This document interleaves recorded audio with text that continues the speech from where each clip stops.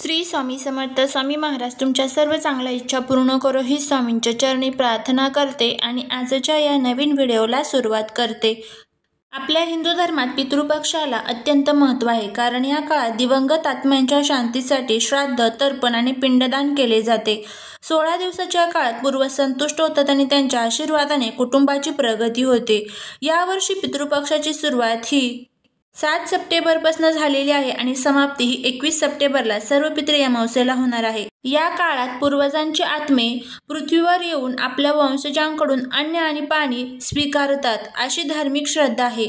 पितृपक्षात श्राद्ध केल्याने पितृऋण कमी होते आणि पूर्वजांचे आशीर्वाद, शांती आणि मार्गदर्शन मिळते. या काळात कुटुंबातील सदस्य पूर्वजांप्रती कृतज्ञता व्यक्त करून त्यांच्याप्रती आदरभाव व्यक्त करतात. पितृपक्षाच्या पूर्वजांच्या तिथीनुसार श्राद्ध केले जाते.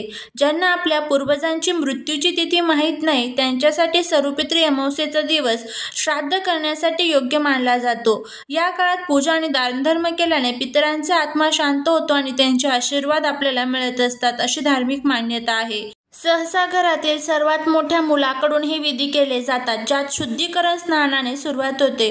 ब्राह्मणांना तांदूळ, डाळ आणि भाज्यांसारखे साधे भोजन दिले जाते.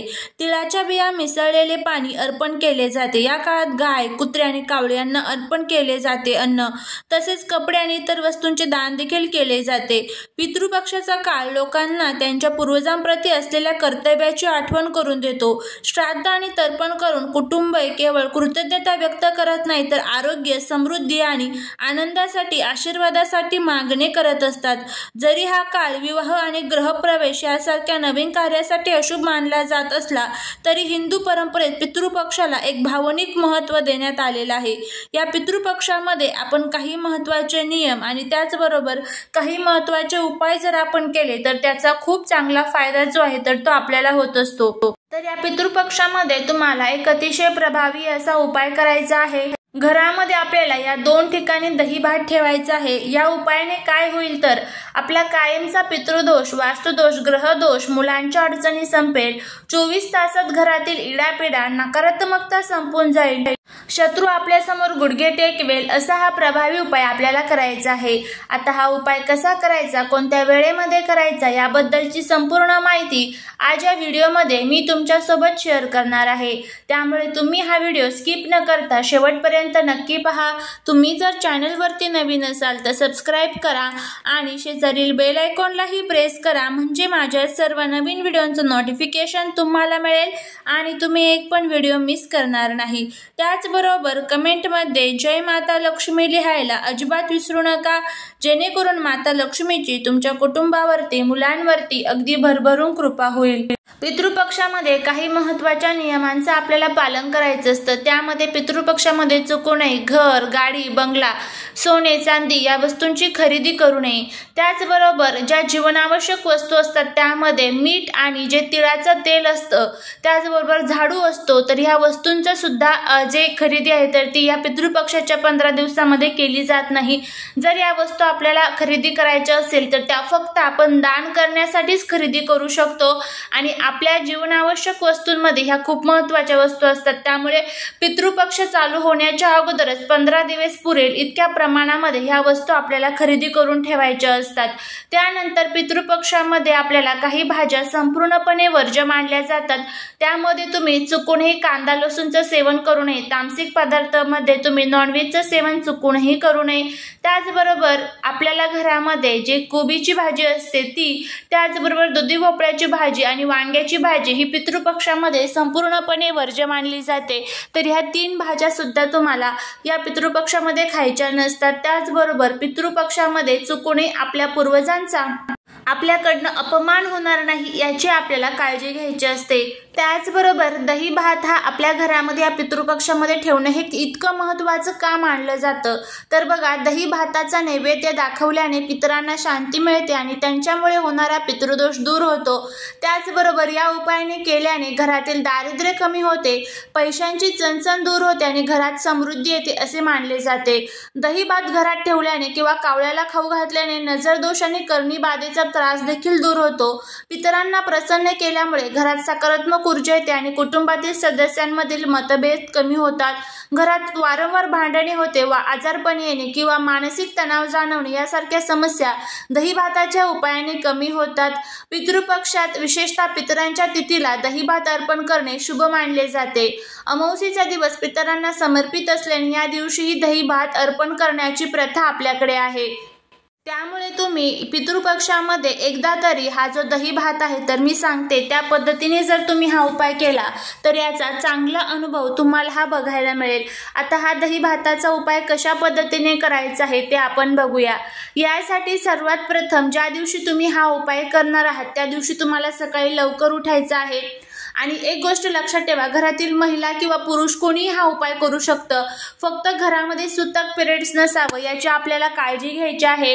त्याचबरोबर उपाय करत असताना मनामध्ये कुठेही किंतु परंतु येऊन द्यायचं नाही. आता या उपायाने आपल्याकडे लाखो रुपये येतील मी असं अजिबात म्हणणार नाही, पण एक प्रकारची शांती, समृद्धी, त्याचबरोबर आलेला पैसा नक्कीच टिकून राहील. घरातील जे भांडण कटकट असतात तर ते कमी होतील. नजरबाधेचा जो दोष आहे तर तो सुद्धा दूर होईल. तर आपल्याला काय करायचं आहे, अंघोळीच्या पाण्यामध्ये थोडीशी हळद टाकून त्यानंतर आपल्याला अंघोळ करायची आहे. त्यानंतर तुम्हाला थोडेसे तांदूळ घ्यायचे आहे आणि हे तांदूळ स्वच्छ धुवून त्यानंतर याच्यापासून तुम्हाला भात शिजवून घ्यायचा आहे.